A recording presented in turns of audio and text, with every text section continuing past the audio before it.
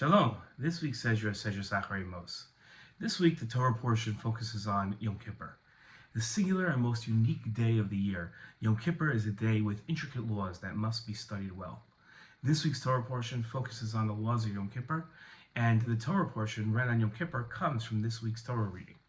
In this week's Torah portion, we read, Hashem said to Moshe, "Tell your brother Aaron that he is not to come at will into the shrine behind the curtain, the Kodesh Kodashim, in front of the cover that is upon the ark, lest he die.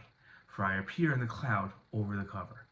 In his commentary to this section, the Chizkuni wrote that even though this parsha deals with the laws of Yom Kippur, this section, the beginning section, was told to Moshe on the day the Mishkan was built, because on that very day the two sons of Aaron had died already because they had entered the Kodesh Kodashim unnecessarily and without a command. As a result, the Torah warned Aaron and, of course, everyone else. The Mishnah records Rabbi Akiva's teaching. How fortunate are you, the Jewish people, before whom you are purified. And who purifies you? It is your Father in heaven. As it is stated, I will sprinkle purifying water upon you, and you shall be purified. It also says, the ritual bath of Israel is God. Just as the ritual bath purifies the impure, so too God purifies the Jewish people.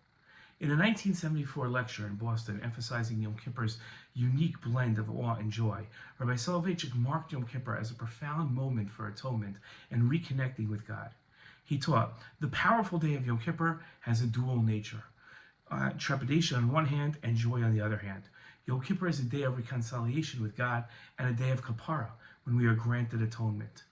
In his book, Al HaTshuva, Rabbi Soloveitchik also wrote about atonement and purification. He wrote as follows. He said that Yom Kippur, the Day of Atonement, has a double function.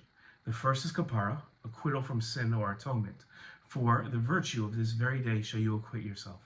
The second aspect of Yom Kippur is tahara, catharsis or purification.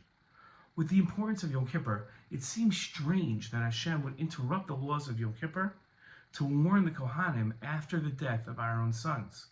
By understanding Aaron's silence, we can understand the connection between Yom Kippur and Aaron's sons.